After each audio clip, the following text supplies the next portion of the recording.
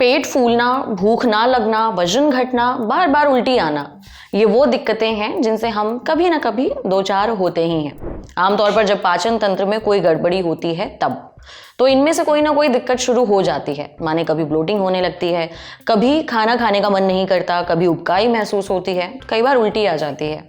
अब अगर इनमें से कोई परेशानी हो तो हम क्या करते हैं? हम डॉक्टर के पास जाते हैं, दवाई खाते हैं, इसके बाद दिक्कत दूर हो जाती है। लेकिन एक बीमारी ऐसी है जिसमें ये सारी दिक्कतें एक साथ होने लगती हैं और आसानी से ठीक भी नहीं होती हैं। इस बीमारी का नाम है गैस्ट्रोपेरेसिस। इसे स्टमक पैरालिसिस भी कहा जाता है, यानी पेट में लकवा मार जाना। मगर ऐसा होता क्यों है? कैसे हमारे पेट में लकवा मार जाता है यानी गैस्ट्रोपेरेसिस हो जाता है, ये सब जानेंगे आज सेहत के इस एपिसोड में।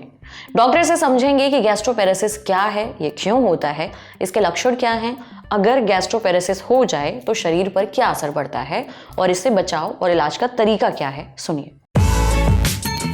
Brought to you by Sensodyne Care and Dr. Basu Eye Hospital। बस पैक नहीं है। SLS पैराफिन और दूध का करंट भी कौन? तो लाइफ का करंट ऑन? कुछ भी। तो ट्राई करके देख ले। Sensodyne Care toothpaste for sensitive teeth.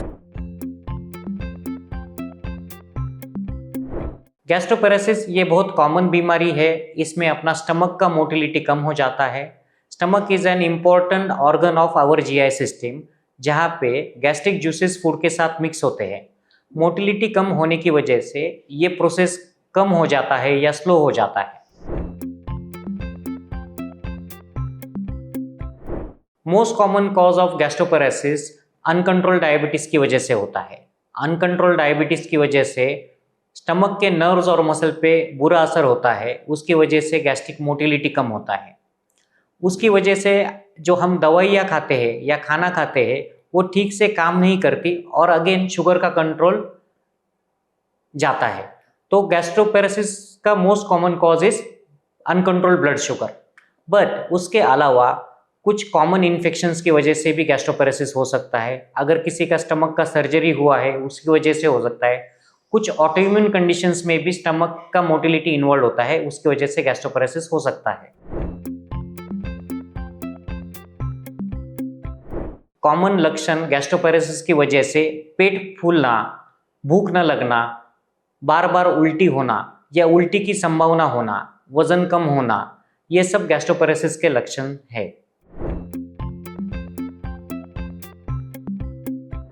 Gastroparesis की वजह से खाना डाइजेस्ट नहीं होता, बार बार उल्टी होने से वेट लॉस हो सकता है, इनडाइजेशन का फीलिंग आता है, फूड इंटेक कम हो जाता है, न्यूट्रिएंट्स की कमतरता की वजह से उसके भी लक्षण आ सकते हैं। गैस्ट्रोपेरेसिस से बचने के लिए शुगर कंट्रोल करना इज मोस्ट इम्पॉर्टेंट थिंग। आपका अगर शुगर कंट्रोल में है तो गैस्ट्रोपेरेसिस होने की संभावना बहुत कम हो जाती है। बट अगर लॉन्ग टर्म के लिए शुगर्स कंट्रोल नहीं है तो it can affect the nerves and muscles of the stomach and it can lead to gastroparesis. तो शुगर कंट्रोल करना एक इम्पॉर्टेंट चीज़ है जिससे हम गैस्ट्रोपेरेसिस से बच सकते हैं।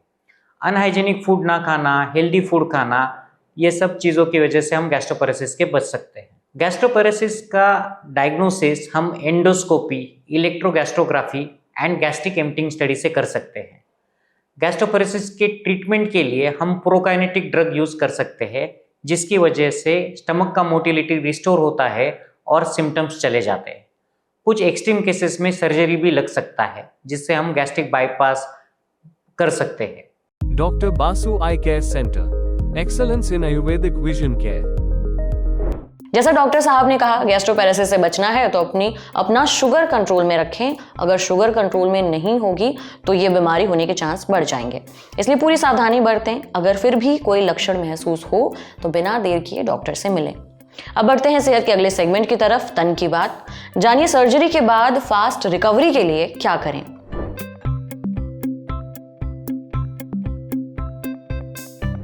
हर कोई चाहता है कि सर्जरी के बाद वो जल्दी से जल्दी ठीक हो जाए, अपने नॉर्मल रूटीन पर तुरंत वापस आ जाए। लेकिन किसी बीमारी से उभरना इतना आसान नहीं होता। कोई सर्जरी बीमारी को दूर भले कर देती हो, लेकिन शरीर ठीक होने में समय लेता है। हालांकि इस समय को थोड़ा कम जरूर किया जा सकता है। आप अपनी सर्जरी के बाद तेजी से रिकवर हो सकते हैं। कैसे? कुछ खास चीज़ों का ध्यान रखकर, जिनके बारे में हमें बताया डॉक्टर वेद प्रकाश ने। डॉक्टर वेद कहते हैं कि सर्जरी के बाद आपको खूब आराम की ज़रूरत होती है ताकि शरीर खुद की मरम्मत कर सके और ठीक हो सके। आराम करने से घाव जल्दी भरता है, सूजन कम होती है और इम्यून सिस्टम भी मजबूत रहता है। आपको हर दिन 7 से 9 घंटे की गहरी नींद लेनी चाहिए। आप दिन में हल्की झपकी भी ले सकते हैं। जब आराम करें तो अपने पोस्चर का खास ध्यान रखें। कुशन और तकियों का सहारा लें ताकि शरीर को आराम मिले। आराम के साथ साथ हल्की एक्टिविटी भी ज़रूरी है। जब डॉक्टर कहे तो थोड़ा चलना फिरना शुरू करें। ज़्यादा देर तक सिर्फ लेटे रहने से मांसपेशियां कमज़ोर हो सकती हैं, इसलिए धीरे धीरे चलें फिरें। इससे शरीर में खून का बहाव बेहतर होगा और आपको ठीक होने में मदद मिलेगी। हालांकि एकदम से बहुत ज़्यादा मेहनत वाले काम ना करें, वरना रिकवरी में दिक्कत आ सकती है। आपको अपनी डाइट का भी ध्यान रखना होगा। भले आपको अपना खाना बोर करने लगे, आपको कुछ तीखा चटपटा खाने का मन करे, लेकिन अपनी जीभ और मन दोनों को ही कंट्रोल में रखें। अगर सर्जरी के बाद जल्दी ठीक होना है तो एक बैलेंस्ड डाइट लेना ज़रूरी है। जब खाना पौष्टिक होगा तभी आप किसी तरह के इन्फेक्शन से बच पाएंगे और आपके घाव जल्दी भर सकेंगे। आपकी डाइट में protein, vitamin C, antioxidants, iron और जिंक से भरपूर चीज़ें होनी चाहिए, जैसे कि दाल, पनीर, अंडे, चिकन, सोयाबीन, संतरा, नींबू, टमाटर, हरी सब्जियां और मेवे वगैरह। हाइड्रेशन का भी खूब ध्यान रखें। भरपूर पानी पिएं। आप ORS का घोल, नारियल पानी और सूप भी ले सकते हैं। साथ ही डॉक्टर की सलाह के बिना कोई दवाई बंद ना करें। अपनी सारी दवाइयां सही समय पर खाएं। अगर किसी दवा से कोई साइड इफेक्ट हो रहा है तो डॉक्टर को बताएं। खुद से दवा लेना बंद ना करें। एक चीज़ और, ज़्यादातर लोगों को लगता है कि सर्जरी के बाद नहाना नहीं चाहिए। ये एक मिथ है। अगर डॉक्टर नहाने की इजाज़त दे तो आपको ज़रूर नहाना चाहिए। नहाते समय घाव को रगड़े नहीं, बल्कि हल्के हाथ से साफ करें। फिर नहाने के बाद घाव को तुरंत सूखे और साफ कपड़े से पोंछें और उस पर पट्टी बांध लें ताकि इन्फेक्शन और बैक्टीरिया ना पनपे। समझे? अब आ रही है सेहत के आखिरी सेगमेंट की, खुराक यानी एक झक्कास सी हेल्थ टिप। जानिए कौन से हैं वो 5 बीज जिन्हें आपको अपनी डाइट में ज़रूर शामिल करना चाहिए। चिया सीड्स, अलसी के बीज, सूरजमुखी के बीज, कद्दू के बीज और तिल के बीज, ये वो 5 तरह के बीज हैं जिन्हें आपको अपनी डाइट में ज़रूर शामिल करना चाहिए। क्यों? ये हमें बताया डॉक्टर मिकी मेहता ने। डॉक्टर मिकी कहते हैं कि ये सारे बीज शरीर के लिए बहुत फ़ायदेमंद हैं। पहले बात अलसी के बीज की, इसे फ्लैक्स सीड भी कहा जाता है। ये फाइबर और ओमेगा 3 फैटी एसिड का बहुत अच्छा सोर्स है। इसमें एंटीऑक्सीडेंट्स भी पाए जाते हैं। अलसी के बीज खाने से हाजमा सुधरता है। ये बैड कोलेस्ट्रॉल और हाई ब्लड प्रेशर कम करने में भी मदद करता है। यानी अलसी के बीज आपके दिल के लिए बहुत काम के हैं। आप इन्हें सुबह गुनगुने पानी के साथ ले सकते हैं। दही या स्मूदी में मिलाकर भी खा सकते हैं। जहाँ तक बात चिया सीड्स की है तो ये फाइबर से भरपूर होते हैं, यानी इन्हें खाने के बाद पाचन बेहतर होता है। आपको देर तक भूख नहीं लगती, जिससे वजन घटाने में मदद मिलती है। इसमें ओमेगा 3 फैटी एसिड पाया जाता है, जिससे दिल के लिए अच्छा माना जाता है। चिया सीड्स में मैग्नीशियम और फॉस्फोरस भी होता है, जो हड्डियों को मजबूत बनाता है। आप चिया सीड्स को पानी में मिलाकर ले सकते हैं। बस ये ध्यान रखें कि चिया सीड्स बहुत ज़्यादा पानी सोखते हैं, इसलिए अगर आप चिया सीड्स का इस्तेमाल कर रहे हैं तो पानी खूब पिएं। अब बात सूरजमुखी के बीजों की। इसमें विटामिन ई, कॉपर, सेलेनियम और हेल्दी फैट्स पाए जाते हैं। विटामिन ई स्किन में ग्लो लाता है और बालों को मजबूत और घना बनाता है। कॉपर और सेलेनियम इम्यून सिस्टम को मजबूत बनाते हैं। वहीं हेल्दी फैट्स बैड कोलेस्ट्रॉल को कम करने में मदद करते हैं, जिससे दिल दुरुस्त रहता है।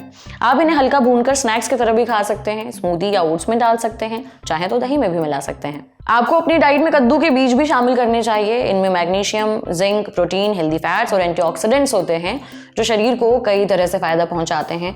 कद्दू के बीज खाने से दिल की सेहत सुधरती है, ब्लड प्रेशर और कोलेस्ट्रॉल कंट्रोल में रहता है, अच्छी नींद आती है, इम्यून सिस्टम मजबूत होता है और पाचन भी दुरुस्त रहता है। आप इसे हल्का भूनकर खा सकते हैं। स्मूदी, ओट्स या दही में भी मिला सकते हैं। अब बात तिल के बीजों की। ये बीज calcium, iron, healthy fats, protein और एंटीऑक्सीडेंट से भरपूर होते हैं। आपकी आपकी हड्डियों, दिल, स्किन और पाचन के लिए ये बेहद फायदेमंद है। आप तिल के लड्डू बनाकर खा सकते हैं, इसे स्मूदी या योगर्ट में डाल सकते हैं, चाहे तो तिल का पाउडर दूध में मिलाकर भी पी सकते हैं। हालांकि जिन्हें पाचन से जुड़ी कोई दिक्कत है, मेवे और बीजों से जुड़ी एलर्जी है या कोई गंभीर बीमारी है, उन्हें ये बीज खाने से परहेज करना चाहिए या फिर डॉक्टर की सलाह के बाद ही खाना चाहिए। अगर आप बीज खा रहे हैं तो उन्हें 1-2 चम्मच से ज़्यादा ना खाएं। आज सेहत में इतना ही। अच्छा, अगर आप डॉक्टर हैं या फिर आपका डॉक्टर से कोई सवाल है तो इस ईमेल आईडी पर डाल दीजिए sehat.lalintop@gmail.com। सूचना समाप्त। शुक्रिया।